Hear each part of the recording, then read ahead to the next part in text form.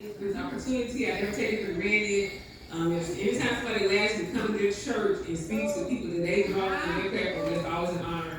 Amen. So thank you to Bishop King and Lady King for the opportunity. Thank you to Sister Kim for the invitation. As she said, I'm also speaking on Ruth. As she said earlier, there's only 2 women in the whole Bible, 66 books of the Bible, who get to have a book named after them. Yeah. So that's an honor. That means something that she did is connected to what God is doing.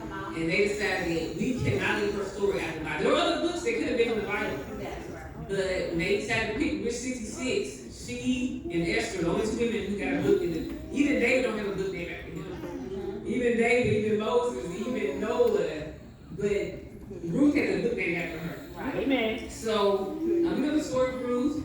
The story about Ruth is that she was a pagan woman. She came from Moab, and how she came into history, how she came into what they call redemptive history, how she came connected to what God is doing for the Jewish people and for now the Gentile people, is that she was living in Moab, and her future mother-in-law and father-in-law and husband traveled from Bethlehem, Judah to Moab. So she met her husband Mahlon, and her sister-in-law Orpah met his brother. So we had 2 couples that came from it. But unfortunately, over the course of time, in 10 years of her being married, her husband passed away. So if you have been through, loss, if you've been through transition, if you've been through famine, then you may relate to Sister Ruth. All right. If I had the title of this message, it would be a quote I heard by Dr. Mike Murdoch.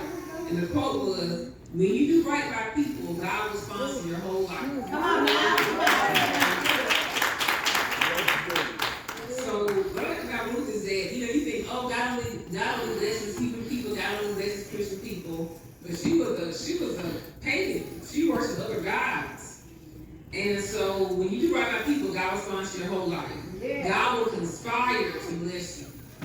And I'm going to tell you all through my message how he conspired to bless you.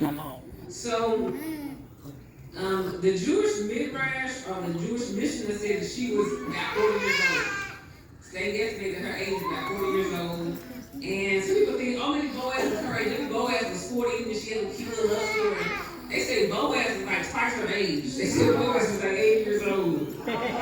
So sometimes you don't get a cute little story. Sometimes God is using you. You don't get to get married at 20 years old if you're a high school sweetheart. Sometimes I'm 39 years old. I may give you a Ruth story. I may give you a rich old man. I don't know. That'll work. And so, that'll work. And you know that she was young because Boaz kept talking about her age. She kept saying, "Oh, you were taking the young women. You didn't go after the young men." So knew that she was young because he could represent her age. The context lets you know that this is during the time of the judges. So when they left Egypt, they were walking with Moses, and then they had Moses, and then they had judges. They had a judge. Samson was a judge, Deborah was a judge, and then they had kings. So this story happened in the time of the judges. There were no kings this time. But we're going to see how God used Ruth, to bring kings into the Jewish bloodline. Okay, so again, Ruth was not Hebrew, she was a pagan. She married a Jewish man named Mahlon and became a widow.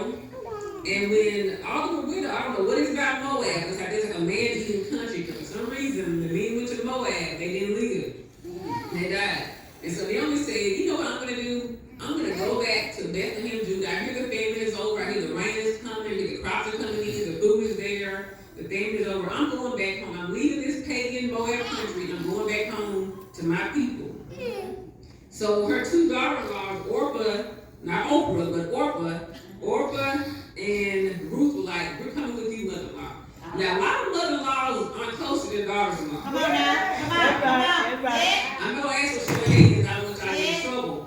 But everybody don't like their mother-in-law. So they had a good relationship when I see some heads and I'm like, oh, yes.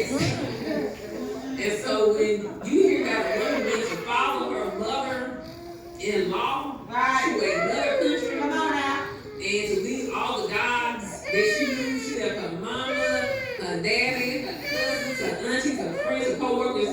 She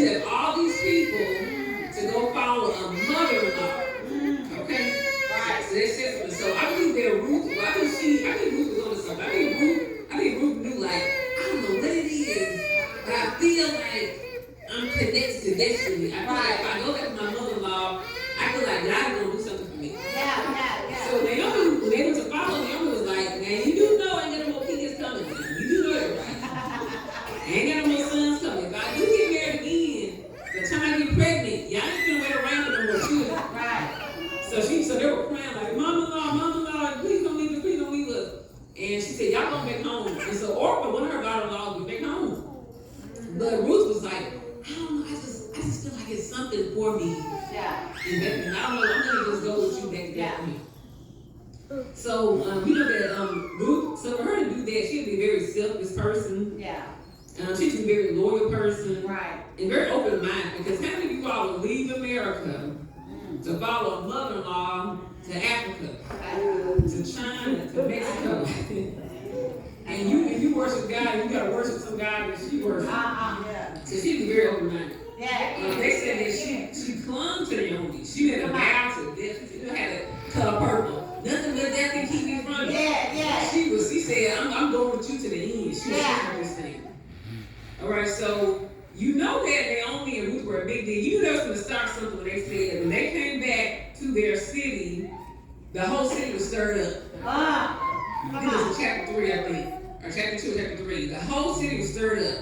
How many of you all can say that when you come back to a city, when you go back to your hometown, I'm going to Nashville, Mississippi, my mama going to Louisville, Mississippi. How many of you can say that when you go back and visit your family, the whole city is stirred up? So we know that Naomi was just not a nobody, and Ruth is not a nobody, because they served the whole city. And so I want to talk to y'all about about first of all, remember I said earlier my message was called, when you do right by people, God will sponsor your whole life. He will conspire to bless you. Right. So some of us say, I like Ruth's story. Ruth's story is very inspiring to me. But if you want to be like Ruth, sometimes you got to get you to a blessing. You got to go through some hard things. Again, she just wasn't a 20-year-old to make her high school sweetheart. They got to after her opportunity. So for God to bless her, first of all, he had to call a famine in Judah to get Naomi and her husband and sons there. So when God blesses you, he don't just start the day you want to get blessed. Bless the Lord, he don't just start that day. God may start 10 years, 20 years before, and then you fall in a part of his plan. He's a plan that started, let's say, for you 100 years ago, with your grandmother, great-grandmother. And then it goes all the way until your grandchildren. So, first of all, for God to bless Ruth, he called a famine in Judah to get Naomi and her husband and sons there. There had to be a famine. People had to starve. People had to lose. People had to not have food for them to get out of Judah to go to Moab. Then he caused her husband to die. What if God's plan involves the death of a loved one? What if God bless me. Okay, your husband's gonna die for 10 years of marriage. Who think that's gonna be their plan? Then he says, you know what, I'm gonna bring rain back to Judah. All part of God's plan. I'm gonna take rain from Judah, then I'm gonna put rain back in Judah. So now when your son died, and your husband died, and your other son died, y'all go back. Then when Naomi gave them, she said, now y'all go back home, now go back to your mother's house, go back to your God. She gave them away out. Orpah was crying just as hard as Naomi when Ruth was crying. You think, Orpah was a trifling, she betrayed her mother-in-law. Orpah was crying and pleading just as hard as Ruth was. Okay. But eventually, after Naomi pleaded with them, Orpah went back. Okay. And Orpah might have went back and had a normal marriage, a normal life, a normal family. She might have had a normal, she might have remarried, had children. But Ruth, something that Ruth, I think God inspired her. Ruth, you gotta go now. Your destiny, your purpose is connected. You gotta go back to, you gotta go back with Naomi. Okay. And so he encouraged her to not go back, and he made it happen. And I like his God's timing. He didn't let her go back when it was sowing season. Right. It was a certain, those agricultural world, you had a seed time and harvest, So had he let her go back, had her husband died and she went back to a seed time, the oldest profession